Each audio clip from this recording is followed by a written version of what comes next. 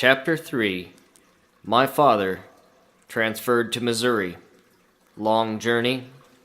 The First Steamboat. At St. Louis. An Unscrupulous Divine. Hardships in the West. The First Methodist Preacher in Northeast Missouri. Presiding Elder. Trouble in the M.E. Church. Stand taken by Elder Abram Still. Removal to Kansas. As I speak of Reverend Abram Still, my father, I will notify the reader that memory alone is my guide, and by it give my generalized history. The reminiscences I have written of him by others are simply nice stories, written by persons who personally knew but little of him. In the spring of 1836, as I now remember, while Father was a member of the Holston Conference of the M.E. Church of Tennessee, he was transferred by that body to Missouri as a missionary. We left Tennessee from New Market, Jefferson County, with 2 wagons, 7 horses, and 8 in family, and began an overland journey of 7 weeks to Macon County, Missouri. We had a pleasant time, good roads, and nice traveling, until we reached the lowland on the Ohio River bottoms opposite Cairo, Illinois. Here we began to find some deep mud for a few miles until we reached the river. But long before we reached it, we heard the whistle of a steamboat. We all wanted to see the mouth that could pucker and whistle so squealing loud. Oh my, we could hear it roar just as plain as you could hear a rooster crow if he were on top of your head. Just think of that.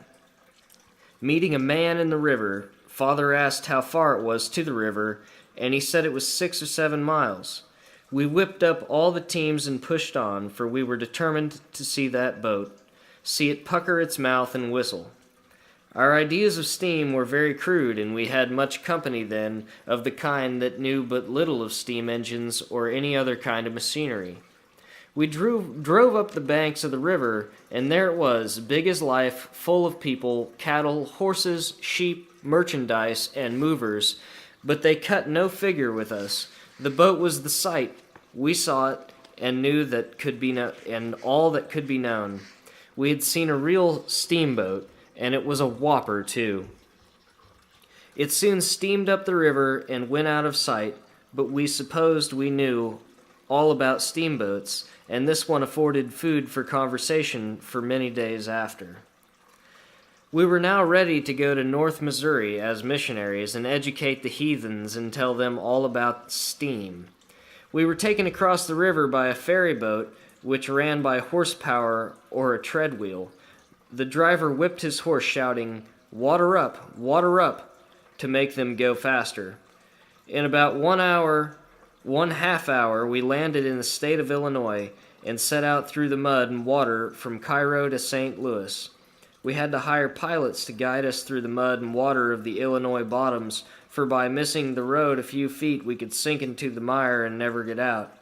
We crossed the state of Illinois with no bad luck and drove up to the Mississippi River in sight of St. Louis, went on to a steam ferry boat that landed us on the Missouri side of that muddy stream. We concluded to stay a day or 2 and hunt up the stationed preacher of the M.E. Church of that place. We found him and stayed over Sunday, as was Father's custom. I believe his name was Harmon. He borrowed Brother Still's money, $700. Father took his note without security, payable in 6 months, and left for Macon County, Missouri, with Brother Harmon's God bless you. Mother had a little bag of money, $350, and that was our pile for the wilderness life before us for 6 months or longer. Brother Harmon did not pay Father for 8 years, then only paid the principal. By this time Father learned that some preachers were not men of God, but dirty liars, just the same as other people. He was very much disappointed and disgusted to learn that a professed minister would play a confidence game and rob him of the money given him by the Tennessee Conference to support his family and his missionary work in the wilds of North Missouri. Hard times soon began to close upon us. Money all gone, clothing worn out, and winter on us with all its fury. Our show for shoes was tan deerskins and make moccasins, or go barefooted, deerskin pants or naked legs. Labor by the day was worth 25 cents. As you see, money meant much work. As I have stated in another chapter, in the beginning we had no schools, churches, nor any of the comforts of older settled states.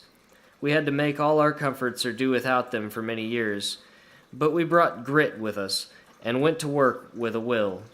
Father worked with us 3 boys all he could in the spring, and harvest time gave us a start in our work. Then mounting his horse, started across the wild prairies to preach the gospel to the pioneers. His missionary journeys usually lasted 6 weeks. During his absence, Mother had to manage the farm, which she did as well as anyone could. She spun, wove, cut, and made clothing, butchered hogs or beef, and managed it just as well as Father, or a little better, for she was fully master of the situation. Father was the first minister of the M.E. Church in North Missouri, and held the fort, preached, and established the first churches and classes of Methodists and Methodism in all North Missouri. He stood his ground until 1844, at which time the M.E. Church was divided. Those that believed the Bible justified human slavery left the old M.E. organization and organized the church known as the M.E. Church South. Father did not believe that human slavery was of divine origin and refused to go with the new church.